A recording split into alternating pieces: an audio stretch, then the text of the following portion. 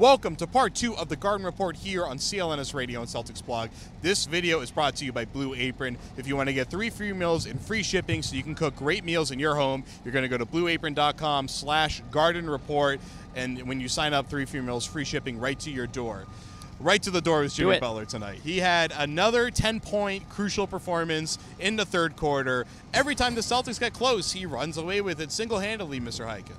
This is kind of the advantage that I kept saying the Bulls have, because they have the best player in the series, and they've kind of hit on this formula in the first couple of games of the series. In the first half of the game, they'll let one of the role players kind of get going. You saw it was Bobby Portis in game 1. Tonight it was Paul Zipser, and to a lesser extent it was Nico Mirotic. And then in the second half, Jimmy Butler will just go out there and do his thing, and he carried the Bulls. There were some times that the Celtics were able to come back. It looked like they were going to maybe run away with it after trailing big in the first half, and he was able to steal it away. Yeah, and that's something the Celtics have sorely been lacking is depth off the bench. They don't have those role players right now that are stepping up for them when they need to. They don't have the Portis. They don't have the Zipser mania that we were talking about last week. The correct term is Zipsanity. Zipsanity. My bad. I take that very seriously. Zipser mania, starting that today. The Celtics just don't have that. And when their stars like Isaiah Thomas aren't maybe starting off the way, like similar to Butler, how maybe he's not starting off, you know, guns blazing, there's nobody really to sort of step up in his place. Unlike the Bulls right now, where it's either, like we said, Portis, those guys, Butler, Wade, Rondo, they have help. The Celtics, Isaiah Thomas, he still doesn't have that much help. Al Horford tonight, not a whole lot from him on the offensive end. He said that he couldn't find his rhythm offensively, which is funny because he kind of carried a little bit of the burden in last game, but tonight he was gone. I mean, Isaiah 20, Jake Crowder had 16 points, and Kelly Olynyk had a very erratic performance at the end of the day at 11 points. But the Celtics, Stevens talked about how they're not moving the ball comfortably right now because the Bulls are flying around, because the Bulls, their defensive game plan is they can really they can run any type of defensive system right now against the Celtics. The Celtics are not really making them pay. So the question is, what can the Celtics do to get back into the series, Jimmy? That's a great question. Easy answer, right? Yeah, that's a really great question. I thought for sure that they'd come out today. They did come out like right out of the gates. They went up 9-2, and it looked like, okay, this is what they needed to do, put the Bulls away early, kind of get them at odds with each other. The Bulls stormed right back. The Celtics, I don't know exactly what it is they need to do aside from more consistent bench play. Isaiah Thomas needs help. I know we've said this all season. Marcus Smart can only, he's really the only guy doing much for them on the bench, which has been the case all year. But whether it's finding the right guy down low, I mean, obviously Amir Johnson struggled. They need help down low with the rebounding. Robin Lopez has just been an absolute force. They put Tyler Zeller in the third quarter. I thought he was effective. Maybe you need to see more Zeller. I don't know. I can't believe that. Sean, can you? Well, I mean, we're talking about Tyler Zeller as a major adjustment in the first round of the playoffs. Desperate times. And Terry Rozier. For a number 1 seed who's on the ropes against an 8-seed Bulls who just have no answer for Robin Lopez, the Celtics do. This is just something we all saw coming at the beginning of the season. This is not the same Bulls team that we saw just over a month ago that were just embarrassed out of this building. I thought that after that game, we weren't going to see the Bulls in the playoffs. They were not in a good place. And now to see the roles completely reversed, to me, it's shocking. I was talking to someone after the game about how the Bulls were even really supposed to be here. Right. The Miami Heat were the team that was really fighting for that 8 seed. And suddenly, Dwayne Wade said after this game, it took them 82 games to figure out who they are.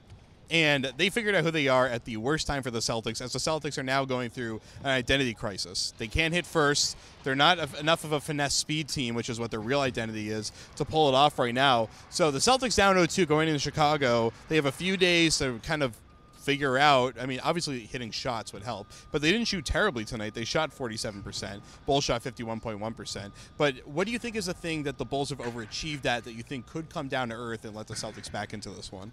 Well, here's the thing. You know what you're going to get out of Jimmy Butler. You know what you're going to get out of Robin Lopez in this kind of matchup, because this is the kind of matchup that he feasts on. I've been really impressed with how well their role players have stepped up. You saw Paul Zipser tonight. You saw Bobby Portis in the other game. If those guys aren't giving them anything, the Bulls are pretty easy to beat because you can just double-team Butler and they don't have any other options to make shots. But if those guys are hitting shots, if you suddenly have to worry about Paul Zipser knocking down a 3, you have to worry about Nico Mirotic, that makes the Bulls a lot harder to guard. Being in the Bulls locker room tonight and watching the press conference after the game with Butler, Wade, and Rondo, they look very confident, very comfortable. I'll tell you what, they don't look like an 8th seed, and the Celtics don't look like a 1 seed. And I know my pre-series prediction was Celtics in 3.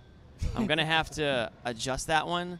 I'm now thinking the Bulls might actually take this series from the Celtics. How about you? My pre-series prediction was Celtics in 6. I don't know if I still stand by that. I absolutely think Boston could still win this series because Still think they have a chance. I've watched the Bulls sure. all year, and the Bulls, just when you think they've figured it all out, they kind of have a way of just blowing a couple of games that they should win. But the matchup problems for the Celtics in this series are very real. They don't have anybody who can match Robin Lopez's rebounding advantage. They don't have anybody who can guard Jimmy Butler consistently. They can throw Jay Crowder, Marcus Smart, Avery Bradley at them at different times, but none of those guys is capable of sticking with him for an entire stretch. And, I mean, if Isaiah Thomas doesn't have any help around him, I think the problems for the Celtics are very real. I mean, Game 3, obviously a must-win. We're not breaking any news there. I think if the Celtics do win a game and they can, they see what works and what goes well for them, and make the adjustments that is needed, I can definitely see it going 6 or 7 games. It's just no longer a 1 versus 8. This is not your normal 1 versus 8 where the 1 seed just rolls over the 8 seed. It's just not going to happen that way, obviously. I think the series is going 7. I do think the Celtics can still pull this, or I do still expect the Celtics to win this one in 7. Something that Avery Bradley talked about and the players that we talked to and Brad Stevens kind of alluded to, there's not a cohesiveness that they have right now, and that's something that they need to find over the next couple days. It sounds like a lot of them are going to go to the China Thomas funeral. There's going to be a lot of very intense emotional moments over the next few days where they're going to have to acknowledge the fact that fighting with each other on the court kind of pales in comparison to everything else that's going on. And I expect that will be a situation where they're able to kind of figure out what is cutting through the chemistry of this team right now. Obviously, Isaiah Thomas not being able to be that emotional leader as he usually is. I mean, we saw in the frustration, he punched a chair after that Felicio alley-oop to make it 102-86, I think, at the time. The Celtics are kind of going through that crumbling moment. They have enough time to build it back up. And at the end of the day, when they're playing cohesively and well, they're a better team than the Bulls. But goddamn it, are the Bulls playing really well right now? Yeah. So this series is going to be fun. You're going to be seeing a lot more of us.